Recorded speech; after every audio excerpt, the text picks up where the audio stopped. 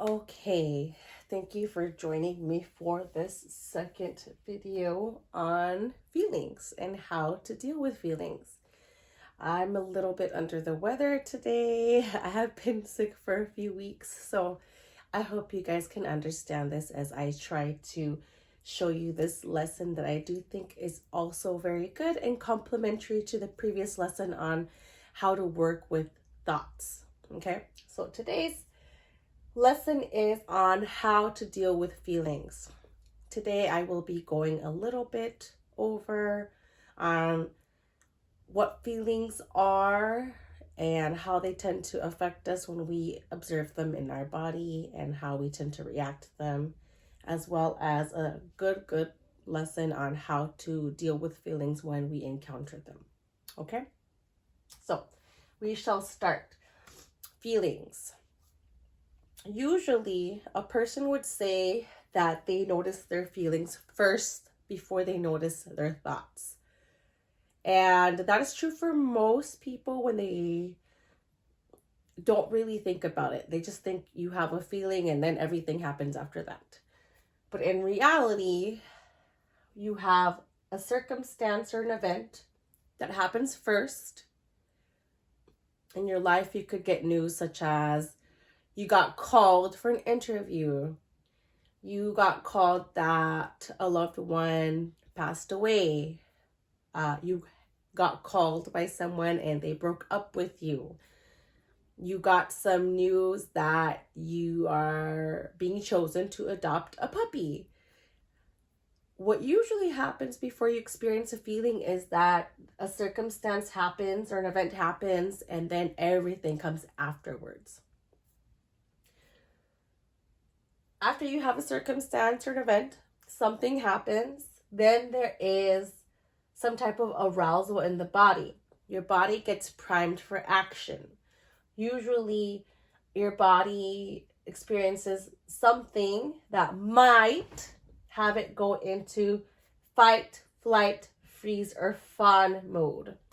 Typically, people just know you go into a fight or flight response, but there's a few more extra in there where your body might respond to a circumstance or event that has happened.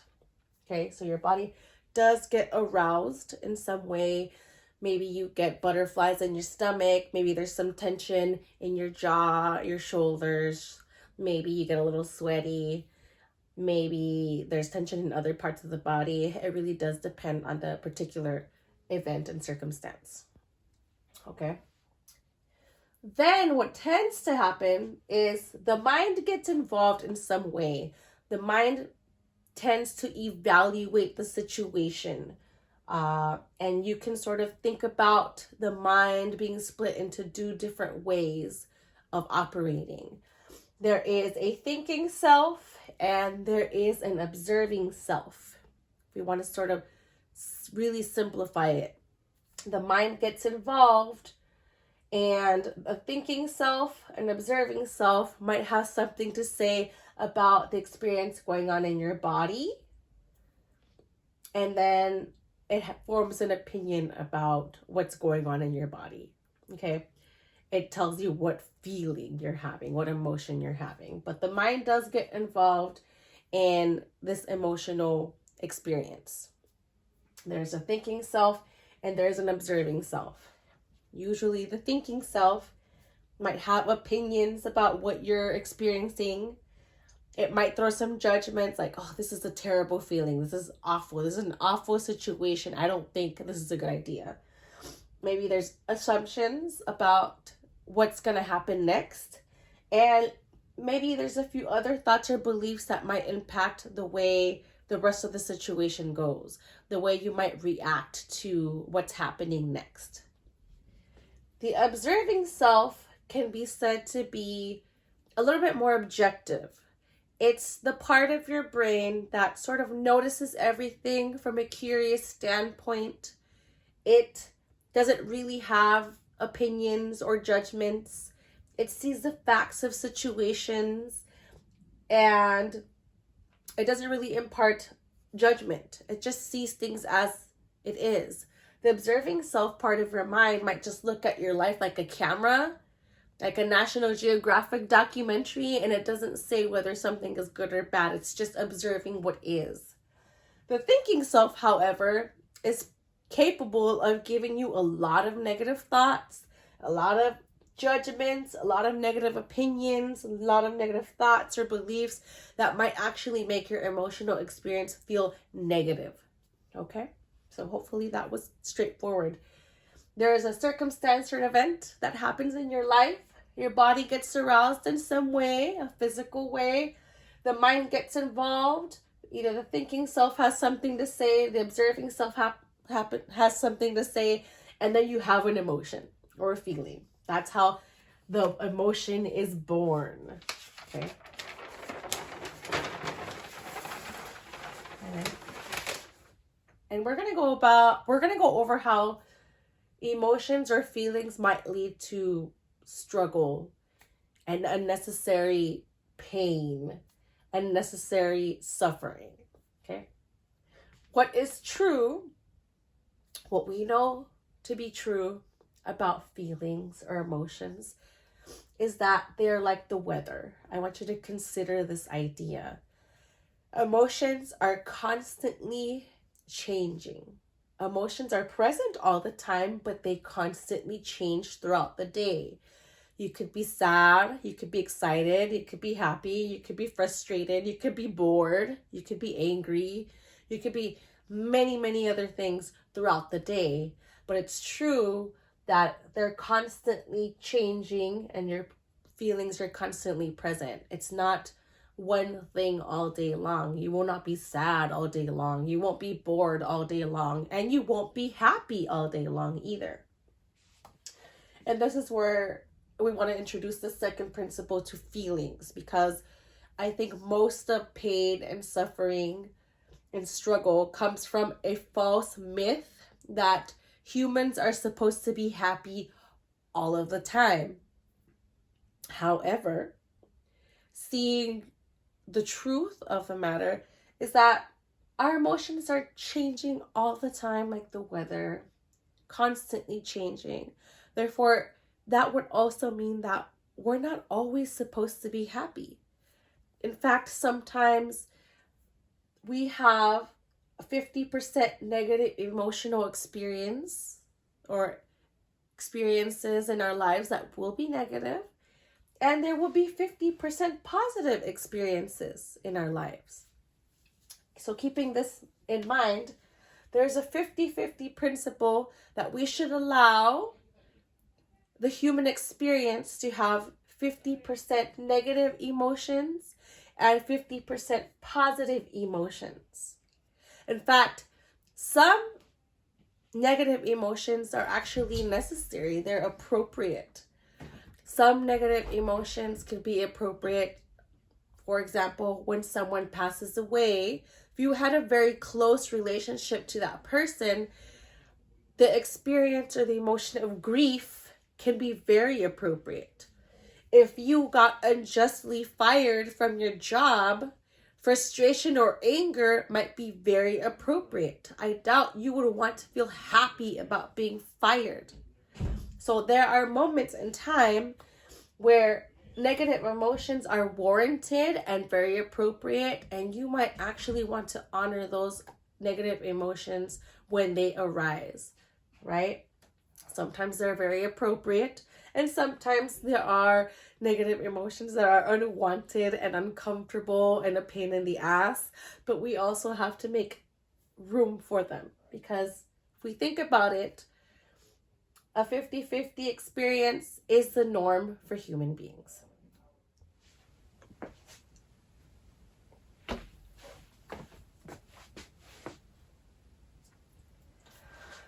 All right, and now we're down to this bottom statement or idea or principle.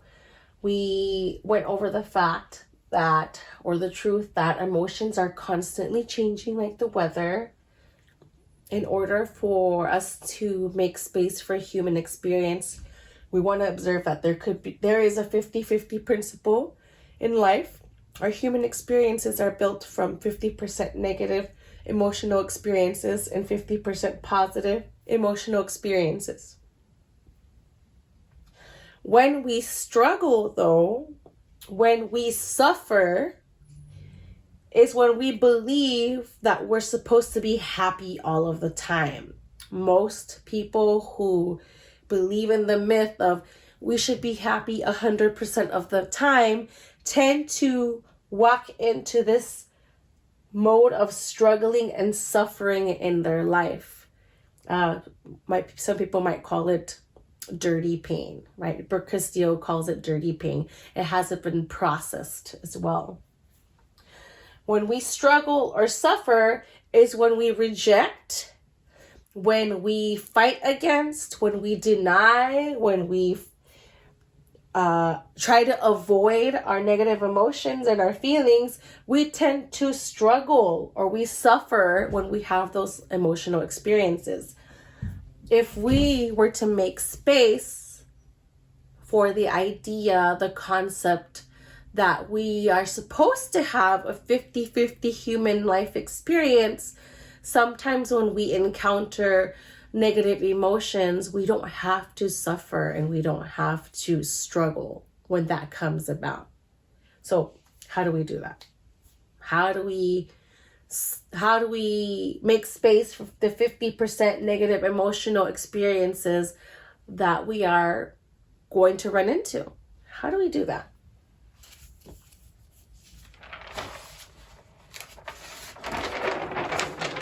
I grab the one sheet. Here it is. How do we deal with our feelings when we are having negative feelings? We allow ourselves to process, sit with, or allow all of our emotions without fighting against them. All right?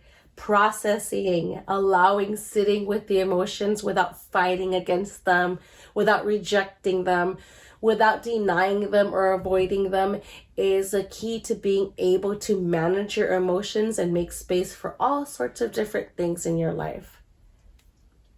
How do we process, right? How do we process these emotions?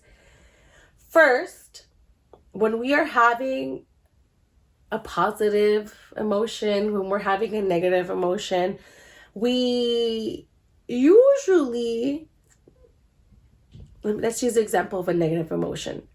Most of us, before learning about this kind of stuff, most of us, when we have a negative emotion, we don't want it. We hate it. We're annoyed by it. We're like, fuck this emotion. I don't want it. It's uncomfortable. It feels all sorts of awful in my body. I just don't want to deal with it. And some people might avoid it. They're like, I'm going to go watch a movie. I'm going to go ignore this problem. I'm going to go talk to my friend. I'm going to go drink or eat something instead. I'm going to go do all these chores instead.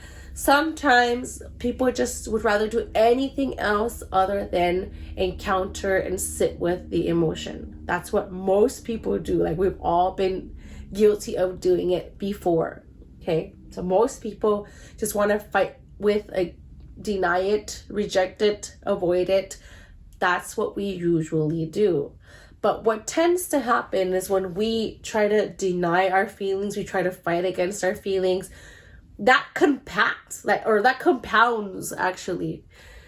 When we don't deal with our negative emotions, that sort of piles up and piles up and that piles up, or it lives in our body until we have one more event or circumstance that throws us off, and your emotions will fly all over the place. You will have a even greater amount of negative emotions. So that could either be longer suffering of negative emotions or more intense suffering of negative emotions. They will linger or get worse if you try to avoid it, reject it, fight against it, deny them. That's what tends to happen. All right. So what we are proposing is that we want to process our feelings instead. When we process our feelings instead, We are allowing ourselves to sit with the emotions in a new way, and we are allowing ourselves the skill of building tolerance for all sorts of emotions, learning how to feel all sorts of emotions, and being more confident and being able to feel all sorts of emotions without having to react in a negative way. So how we first do this is, let's identify the feeling. We want to name or identify the feeling that we are having. Let's use the example of breaking up with our boyfriend. We want to identify the feeling that we're having. Most likely, we're having the feeling of sadness in our body. If we've just broken up with our boyfriend and maybe we really loved them and maybe the relationship was important to us, maybe the common first feeling could be sadness or grief. And you want to identify what is happening. To make things more simple, you want to identify one feeling. And the feeling that we're going to identify is sadness. All right, let's work with that. Second, let's describe what's happening within us. When there is sadness in the body, you might be having all sorts of weird sensations, uncomfortable sensations, pain, maybe painful sensations. So what happens when you have pain in the body? Sadness. We're working with sadness. When I experience sadness, I have like this big old ball that I accumulate here. Like it gets super tight in my neck. Maybe I might experience some pressure in my chest. Maybe there's some breathlessness there. Maybe there's some tension right here in this area, or maybe right here. Maybe I experience knots in my stomach. Maybe my eyes are burning because I want to cry, or maybe I do cry. Like there's like a upsurge of tears that are just welling up in my eyes, and that all wants to come out. So notice that when I was identifying sadness, I also identify the sensations that are happening in my body. I'm describing what's happening within me. I might also have all sorts of negative thoughts in my head. Like, this is terrible. How could this be happening? What is going on here? I'm alone forever. I'm going to be a cat lady forever. But just notice these are negative thoughts. And this might make my emotional experience even worse. But if you want to know how to deal with negative feelings, you might want to take a look at my other video when that happens. But do notice that with feelings, there will be coming similar thoughts that will sort of maybe augment the experience of sadness. Okay, so identify the feeling, describe what's happening within, and lastly, which might be the hardest for most people, is participate with the experience and be mindful of the experience. When there is sadness, with this example, when there is sadness, we want to sit with and participate and be mindful of the experience. Notice what's happening in your body. Notice what's happening in your mind. Notice any urges that you might have. You might have the urge to throw your pillow. You might have the urge to call that ex-boyfriend. You might have the urge to cry into the phone. You might have the urge to go drink alcohol or whatever. There's lots of different things that might come with the experience of sadness. But be mindful with the sadness and pause and don't do anything. We're just participating and being mindful of the experience without doing anything. The reason we want to process our feelings is so that we don't do other things that might make our experiences worse. We don't want to make things worse for ourselves. We want to process our feelings to understand what's happening within us, and also to pause long enough to decide what we want to do next. Okay? So we participate. We're mindful of the experience. We want to allow this feeling to pass without doing anything. We're pausing. We're allowing it to pass. Sometimes the most intense waves will decline after 19 seconds. Sometimes it could take a little bit longer, okay? But you want to sort of ride it out without doing anything reactionary or doing anything that will make things worse, okay? We're processing things so we can learn how to deal and manage our emotions better. Deal with our emotions in a better way. So what happens after you process? What I usually tell people who are new to processing their emotions, new to sitting with their emotions, new to allowing their emotions, I want you to process your feelings and your emotions, sit with it, mindfully participate in the experience, even though it's a pain in the butt. And then after you've allowed yourself to process it, you either engage in some type of self-care activity or take an intentional, effective action, something that aligns with your values. So after you process your emotions, you can ask yourself a few questions to see where you want to go next. One question is, what did I learn from this? Most likely you'll say, that sucked ass. I'm sorry, but sometimes it's true, right? Emotional experiences can be positive and can be negative, and sometimes the negative emotions suck balls. Suck ass. I'm sorry, it's just the way I express myself. But what else did you learn from it? Did you sit with that emotion and you paused without having to do anything? And you found out that you were okay? Like you didn't melt, you didn't suddenly pass out, you didn't suddenly throw something. Excuse me. You allowed yourself to come back from this experience and nothing bad happened, most likely.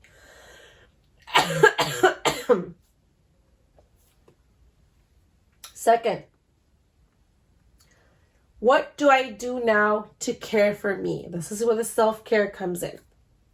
After you've processed your emotions, it might benefit you to take care of yourself. You might want to do something to care for your body and care for your mind. It could be exercising, stretching, writing in a journal, watching a funny movie, getting a massage, doing your own nails, reading a book, something that makes you feel taken care of body, mind, and soul after you've gone through the hard task of processing a negative emotion. Self-care is in, guys. Do it though after you've processed the emotions. Don't do it because you're avoiding them. Okay? Don't do the self-care stuff before you've processed your emotions. That's not going to help you. And third, what effective action will I take to live from my values? Sometimes after we process our emotions, we sort of slow down enough and we learn something from what happened. And sometimes we have better ideas as to how we want to approach our lives now that we fully understand our emotion more and our thoughts more. And a really good question to ask oneself is, what effective action will I take to live from my values?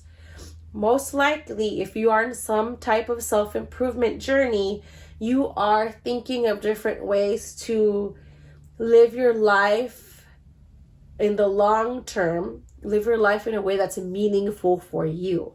And when we want to live a life that's meaningful for ourselves, that usually involves taking action from a place of, I value this. This is what's important to me. These are the things that are a priority to me. And doing these things will allow me to say that I'm living in my values. So sometimes after you process your emotions, it is a good idea to think about, like, what can I do now that will allow me to live for my values? So for example, if someone just had a breakup and you had the feeling of sadness and you allowed yourself to process the emotion of sadness, you might want to ask yourself, like, well, what effective action can I take after this? I know I value family. I value friendship. I value my health. I value my educational journey. I value my career. So I might want to do something that will help me further those important aspects of my life. If I value my friendships, I'm going to definitely go ahead and try to reach out to my friends and see if I can connect with them. Maybe you've been MIA for a while because you were in that relationship. But now you're like, I need to take care of my friendships better. You might want to reach out to your friends. Or if you value your career, now that you've had a chance to process what's going on with the breakup, you might decide, I want to do some more for myself and my career. So you might decide to take a course, expand on some skills, learn how to network, speak with your supervisors about how to increase your chances of moving up, or increase your chances of having more skills that could take you somewhere else in your company or somewhere else outside of the company. These are some things that you can think about when it comes to processing your emotions and then thinking about effective actions to take. Or maybe you want to focus on building a business, making more money. What are certain things that you'd like to do after you had this emotional experience, but now you're like, I really want to work on my business. Say you are a person that has like a catering business. Maybe you are processing this breakup, but you've been really meaning to try some new recipes and you want to cater your existing customers or new customers with these new food ideas, that you have new recipes that you want to try. So you might want to go ahead and try out this new recipe that you've been dying to try out. So that's what it means to take effective action. So after you process your emotions, you want to engage in self-care activities or take intentional, meaning you really thought about it, you're really thinking about the impact that this will have on your life, effective actions in a way that helps you live out your values.